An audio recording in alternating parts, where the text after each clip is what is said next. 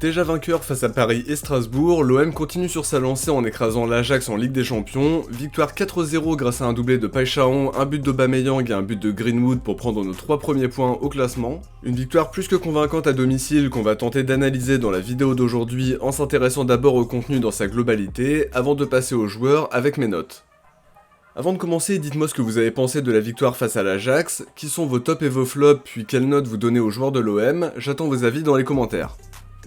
On commence comme d'habitude par un point rapide sur la compo marseillaise qui était un peu surprenante sur un ou deux choix au moment où elle a été révélée, mais le résultat et la performance collective totalement réussie ont vraiment donné raison à Roberto De Zerbi. Balerdi a fait le déplacement avec le groupe mais n'était pas prêt à jouer, donc il a décidé d'aligner une charnière Aguerd-Medina avec Emerson et Pavard sur les côtés. Les deux surprises de la compo, c'est d'abord la première titule d'Arthur Vermieren aux côtés de Matt O'Reilly alors qu'il n'avait joué qu'une trentaine de minutes avant ça, puis Bilal Nadir qui jouait le premier match de Ligue des Champions de sa carrière. Le trio offensif était beaucoup moins surprenant avec Greenwood et Paixão sur les côtés pour accompagner Aubameyang, logiquement préféré à Gouiri.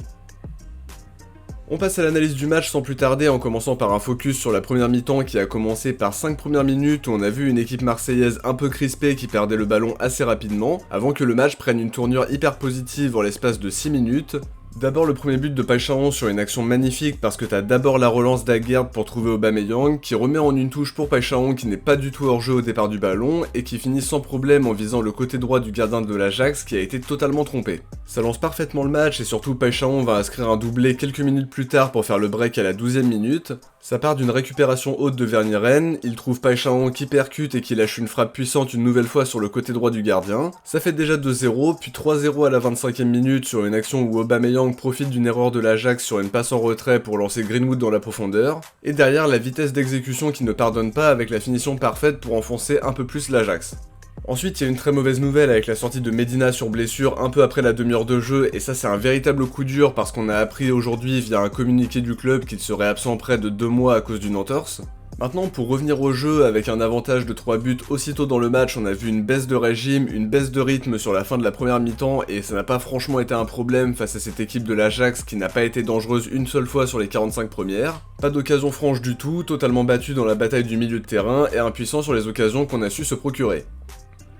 En début de deuxième mi-temps, il y a d'abord une erreur de relance de Rouli qui se rattrape bien en sortant le piqué d'Edvardsen d'une main, puis dans la foulée, il y a une grosse occasion pour Aubameyang qui s'est bien projeté, mais qui se précipite au moment de lancer Weah dans la profondeur. Et sur la même séquence, l'Ajax se porte à l'offensive, mais le centre de Götze est bien contré par Aguerd, même si je crois qu'il est hors jeu. Le quatrième but ne s'est pas fait attendre, il part d'un coup franc excentré de l'Ajax qui n'a rien donné du tout, puis Vermieren qui fait progresser le ballon, Paixão qui récupère et qui sert parfaitement Aubameyang pour fusiller le gardien. Par la suite, il y a une belle intervention d'Egan Riley pour éviter que l'attaquant de l'Ajax récupère le ballon dans la surface, une frappe d'Edvardsen qui passe largement au-dessus, une autre de Götze qui passe pas loin du poteau gauche de Rouli. Il y a aussi d'ailleurs un bel arrêt de Rouli sur une frappe dans la surface après une belle construction de l'Ajax, Weah qui contre une frappe qui partait bien, il y a aussi une frappe de Moreau qui passe pas très loin, et pour finir, une de Greenwood qui est bien sortie par leur gardien après une récupération haute d'Højbjerg. En tout cas, si on veut conclure sur ce match, c'est une grosse performance marseillaise avec des attaquants qui ont été intenables, des milieux de terrain qui ont totalement bouffé l'entrejeu de l'Ajax, des défenseurs qui ont fait les bonnes interventions au bon moment, tout ça dans une ambiance exceptionnelle avec des tifos mémorables, donc on peut vraiment parler d'une très belle soirée européenne dont on se souviendra, et ça nous permet de prendre nos 3 premiers points dans cette Ligue des Champions 2025-2026.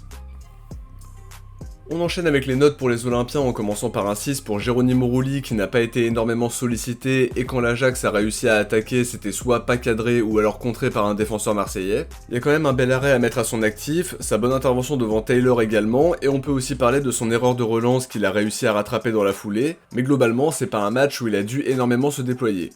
6 pour Pavard qui a tenu le choc dans son duel face à Götze, il n'a pas été hyper sollicité non plus mais serein dans les duels qu'il a eu à disputer et toujours important par son importance des grands rendez-vous. 7 pour Nayef Aguerd qui a encore fait un très bon match, c'est lui qui trouve Aubameyang sur l'action du premier but, il a tenté des relances osées qui lui ont parfois fait perdre des ballons mais cette prise de risque a été importante dans la construction du jeu, son leadership a été primordial une fois de plus tout comme la sérénité qu'il apporte défensivement. En revanche, pas de note pour Facundo Medina qui n'a joué qu'une trentaine de minutes avant sa sortie sur blessure. Il a remporté la majorité de ses duels et s'est montré plutôt juste à la relance avant ça. Son absence de 2 mois sera un gros coup dur et c'est finalement le seul point négatif de la soirée.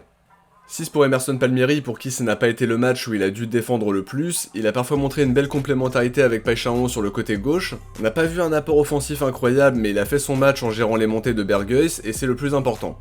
6,5 pour Matt O'Reilly qui continue sur sa lancée, très juste dans ce qu'il a tenté et impactant à la récupération. Il a joué 1 heure avant d'être remplacé par Højbjerg et c'est logique de gérer son temps de jeu puisqu'il a enchaîné les 3 matchs face au Real, Paris et Strasbourg.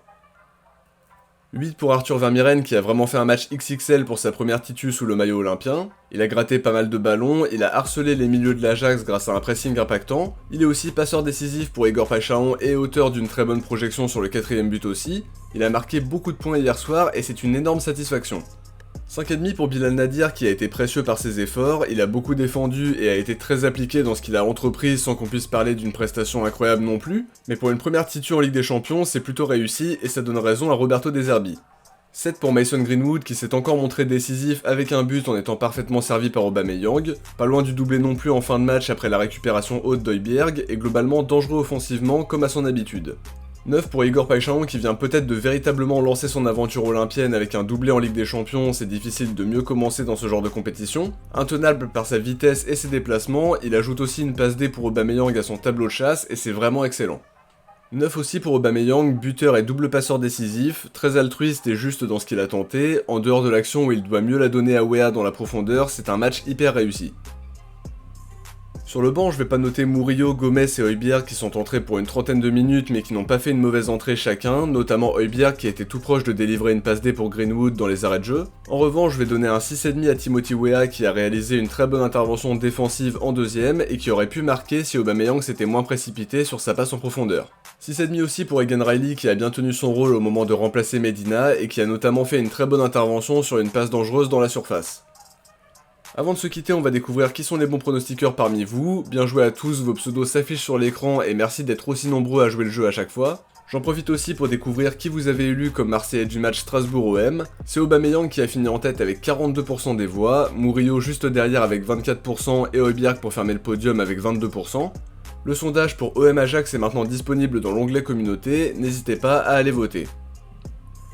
De mon côté, j'arrive à la fin de cette analyse, j'espère que vous avez aimé et si c'est le cas, n'oubliez pas de liker pour me soutenir et pour participer au référencement, un grand merci à tous ceux qui y pensent à chaque fois. Je vous invite aussi à vous abonner en activant la cloche des notifs pour ne rien louper des prochaines vidéos et de l'actualité de l'OM en règle générale. Si vous avez regardé ce débrief jusqu'au bout, écrivez victoire dans les commentaires. Je vous dis à vendredi, soit le midi, soit le soir pour faire l'analyse d'avant-match de Metz-OM qui sera le dernier match avant une trêve internationale qui va durer jusqu'au 18 octobre, et une trêve pendant laquelle j'ai prévu des contenus, avec notamment le retour de Focus sur les prêtés pour voir ce que donne le début de saison de nos joueurs qui sont partis pendant le mercato d'été, et aussi Focus sur les internationaux, même s'il y aura peut-être d'autres contenus qui vont s'intercaler pendant cette période-là. En tout cas, on se dit à très vite pour une prochaine vidéo, ciao, portez-vous bien, et surtout allez l'OM.